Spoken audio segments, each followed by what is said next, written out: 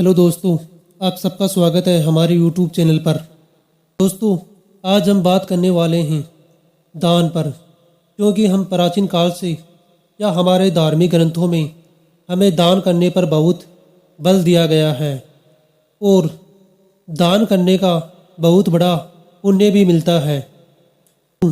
आज के समय में लोग दान करना नहीं चाहते, इतने लालची हो चुके हैं कि कोई के मन में दान करने का ख्याल भी नहीं आता। जबकि ये सत्य है कि आप जितना दान करते हैं उसका फल आपको निश्चित प्राप्त होता है। दोस्तों, आज भी बहुत लोग हैं जो दान करते हैं। हम उन दान करने वाले लोगों के बारे में बात करने वाले हैं कि कुछ लोगों का मानना है कि वो दान तो बहुत करते हैं परंतु उनको उनका पुण्य नहीं मिल पाता है। इन ऐसे कौन से कारण हैं जिनसे हमें दान करने का पुण्य नहीं मिलता? आज के वीडियो में हम उन्हीं कारणों के बारे में बात करने वाले हैं कि क्यों हमें दान करने पर भी हमारे दान का पुण्य नहीं मिल पाता है। दोस्तों, इस पूरी घटना को एक कहानी के रूप में समझते हैं। चलो दोस्तों, हम इस कहानी की शुरुआत करते हैं। एक गांव में एक बहुत बड़ा धनवान लड़का रहता था। लड़का बहुत ही नेक प्रवृत्ति का और धार्मिक प्रवृत्ति का था। एक दिन उसके मन में विचार आता है कि क्यों ना मुझे भी अपने जीवन में कुछ दान करना चाहिए। उसने सुन रखा था कि दान करने का बहुत बड़ा पुण्य मिलता है। वह गांव में किसी बुजुर्ग से सुनता है कि अन्न का दान करना महान दान है। उसके पास अन्न का भंडार था, तो उसने सोचा कि आज से अपने अन्न का थोड़ा थोड़ा हिस्सा हमें गांव में दान करना चाहिए। बहुत से समय तक वह दान करता है। फिर एक बार किसी विवाह के समारोह में शामिल हुआ था। तब वहाँ पंडित जी से सुना था कि कन्यादान महादान होता है। उसे लगा कि इस दान को भी मुझे करना चाहिए। उसके बाद उसके गांव में होने वाली लड़कियों की शादियों में वह थोड़ा थोड़ा अपना योगदान देता था और परंतु उसके मन में हमेशा निराशा बनी रहती थी कि ना जाने मैं जो दान प्रवृत्ति कर रहा हूँ इसका लाभ मुझे मिलेगा भी या नहीं, या मिल रहा है या नहीं। फिर उसने किसी बुजुर्ग से सुना कि बेटा, ज्ञान भी बहुत बड़ा दान होता है। उसने अपने गांव में कुछ गुरुओं को लगा दिया कि आप बैठकर लोगों को ज्ञान दिया करो जिससे उसका जीवन बदल जाए। कुछ लोग गुरुओं के पास बैठकर ज्ञान लेना प्रारंभ कर दिया। ये उसके द्वारा किया गया बहुत ही अच्छा कार्य था। और ऐसे ही एक दिन वह निराशा होकर किसी जंगल से गुजर रहा था। मन में सोच रहा था कि इतना दान पुण्य करने के बाद भी ना जाने मेरे मन को क्यों शांति नहीं मिली। ऐसा तो नहीं है कि जितना मैंने दान किया वो सारा व्यर्थ गया। तभी उसके सामने एक तपस्वी बैठा था।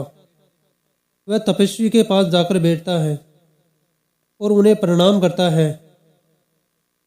तपस्वी के पास जाकर बैठता है, उन्हें प्रणाम करता है और उन्हें अपने किए गए कार्य बताता है कि हे साधु महात्मा, मैंने अपने जीवन में बहुत दान किया। जो जो दान मैंने सुना था, मैंने कन्यादान किया, मैंने अन्न का भी दान किया, मैंने ज्ञान का भी दान करवाया। फिर भी मुझे ना जाने क्यों शांति नहीं मिली। ऐसा लगा ही नहीं कि जैसे मैंने बहुत कुछ अच्छा कार्य किया है। तब साधु बोलते हैं कि बेटा, तुमने जरूर सब दान किए हैं, परंतु तुम्हारे जो दान का करने का तरीका था वह तुमने गलत अपनाया। तुमने तुम्हारे गांव में बहुत से घरों में अन्न दान करवाया, जबकि उन घरों में अन्न बहुत था। अन्न उसे देना चाहिए था जिसके पास अन्न ना हो, और तुमने अन्न का दान उन घरों में करवा दिया जिन घरों में पहले से ही अन्न था, कुछ कमी नहीं थी। तुमने कन्यादान भी बहुत करवाया, परंतु उन कन्याओं का कन्यादान करवाया जिनके पिता उनके कन्यादान करने में सक्षम थे। इसलिए तुम्हें उन कन्याओं का कोई कन्यादान से लाभ नहीं मिला।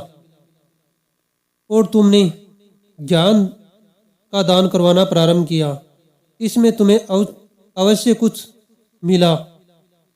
वही कारण है कि आज हमारी बात हो रही है। बेटा, जितना भी तुमने किया वह पूर्ण रूप से तो तुम्हें प्राप्त नहीं हो सका, परंतु कुछ कुछ जगह पर तुम्हें उसका फल मिला है। यही कारण है कि आज हम दोनों उसी पर चर्चा कर रहे हैं। बेटा, दान उसे करना चाहिए था जिसको उसकी आवश्यकता हो। अन्न भी उसे देना चाहिए जिसके पास अन्न की कमी हो।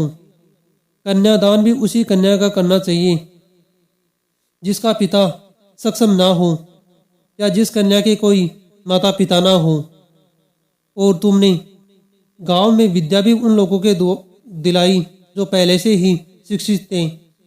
इसलिए बेटा, ऐसे दान मत करो। दान करने के लिए तुम पहले ये निर्धारित करो कि किस व्यक्ति के पास जीवन में क्या कमी है। उस कमी को तुम पूरा करोगे तभी तुम्हें उसका पुण्य मिलेगा। कोई वस्तु तुम्हें पुण्य नहीं देती। जिस वस्तु को किसी व्यक्ति को दिया जा रहा हो, उस व्यक्ति के मन में जो तुम्हारे प्रति भाव उत्पन्न होते हैं वही तुम्हारा परम पुण्य होता है।